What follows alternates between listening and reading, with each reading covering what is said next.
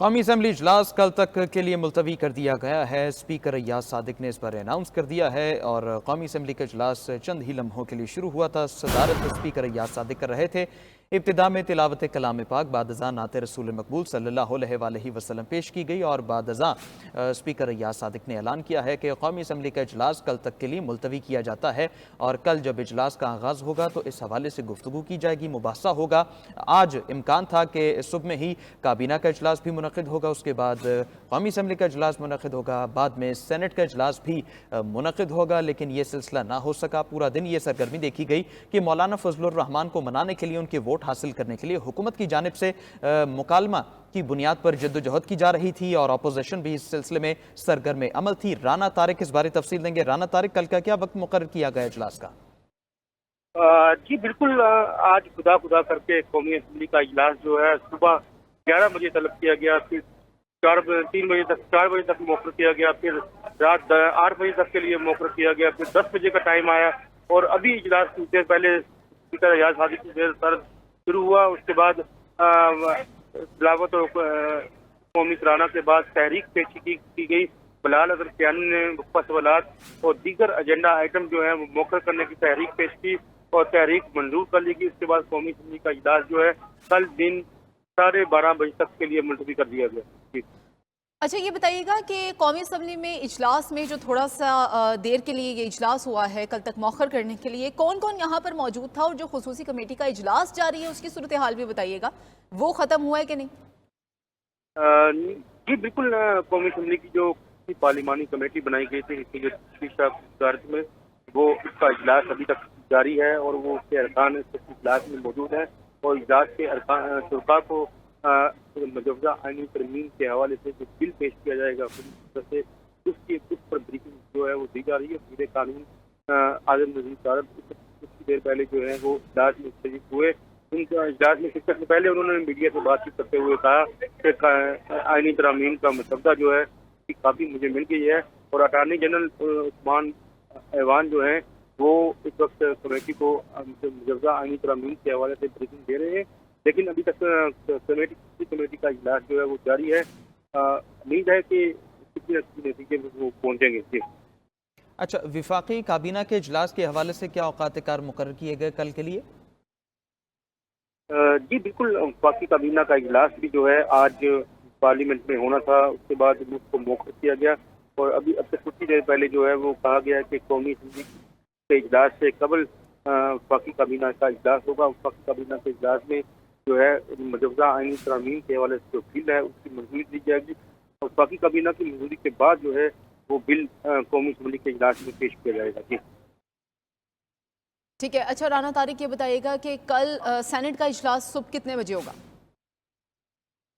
جی بالکل، سینٹ کا اجلاس بھی جو ہے وہ قومی اسمبلی کے اجلاس کے بعد ہی جو ہے وہ رکھا جائے گا۔ اس کی وجہ یہ ہے کہ جب تک قومی اسمبلی میں بل لے نہیں ہوتا اس وقت تک جو ہے وہ سینٹ کا اجلاس جو ہے وہ نہیں بلایا جائے گا، کیونکہ سب سے پہلے یہ بل جو ہے وہ لوور ہاؤس میں ایوان زیری میں پیش کیا جائے گا، اس کے بعد ایوان بالا میں پیش کیا جائے گا۔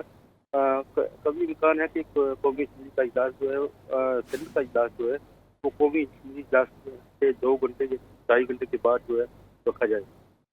اچھا رانا طارق، جیسا کہ آج خصوصی کمیٹی کا اجلاس تھا، اس میں اپوزیشن کے علاوہ بالخصوص حکومتی اراکین اور ان کے اتحادی شریک تھے، اپوزیشن کے کیا رسپانسز تھے باہر؟ جی بالکل، آج کیونکہ سارا دن اپوزیشن کا ہی معاملہ چلتا رہا ہے، کیونکہ سارا دن آج مولانا فضل الرحمان اپوزیشن کی جماعتوں کا حصہ ہے، اپوزیشن بینچ کا حصہ ہے اور سارا محور آج پوری حکومت جو ہے وہ آج مولانا فضل الرحمان کے گھر کے تقرری لگاتی رہی ہے۔ رات گئے سے یہ سلسلہ شروع ہوا تھا۔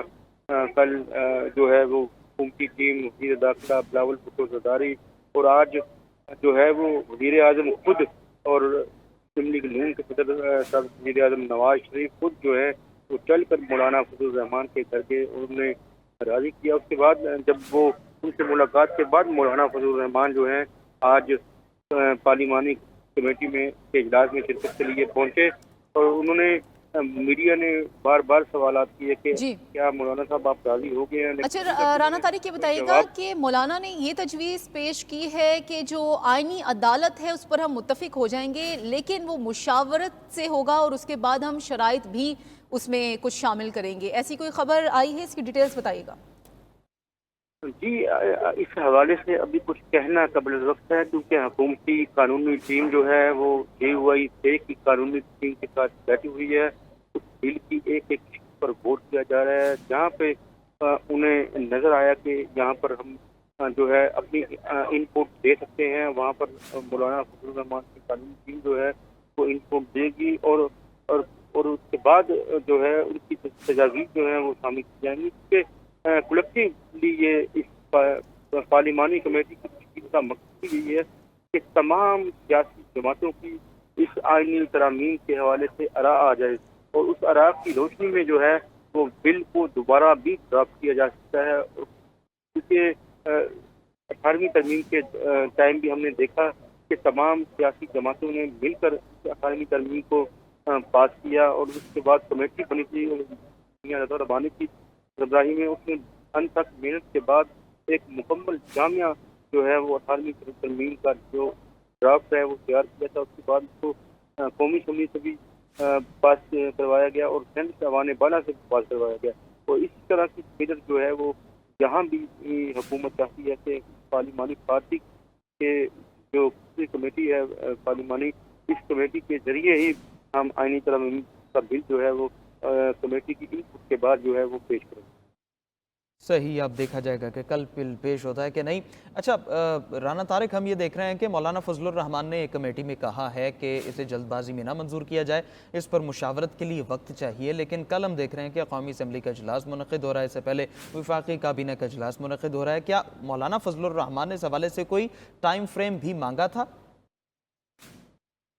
जी बिल्कुल, ये मीडिया की हद तक तो बात चल रही है कि मौलाना फजलुर रहमान की जानब से ये टाइम फ्रेम मांगा गया, लेकिन उनकी जमात के अरकान जो है उस कमेटी जो है पार्लिमानी उसमें मौजूद है। मौलाना फजलुर रहमान खुद भी इस कमेटी के रुकन हैं और उनकी तरफ से उनको दी जाएगी, क्योंकि जो जो उनको तहफ़्फ़ुज़ात थे उन्होंने सियासी जमातों की क़यादत से के सामने पेश कर दिए हैं कि जो जो तहफ़्फ़ुज़ात थे उनसे वो तजदीद की मुद्दत मुलाज़मत के हवाले से, उनकी तकर्री के हवाले से जो है वो जो तहफ़्फ़ुज़ात थे उन्होंने आगाह कर दिए हैं। लेकिन असल जो है वो उनकी कानूनी टीम की मुशावरत के बाद। ठीक है राना, हमारे साथ ही मौजूद रहिएगा। रियाजुल हक ने हमें ज्वाइन किया है। रियाज, बताइएगा कि अभी तक कमेटी का इजलास जारी है, क्या अपडेट्स आ रही हैं?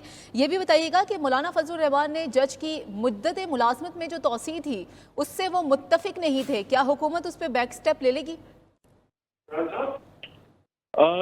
फिल वक्त तो अभी कुछ कहना काबिल वक्त होगा, लेकिन बज़ाहिर ये लग रहा है कि मौलाना शायद बिल की मशरूत जो है वो हिमायत कर दें।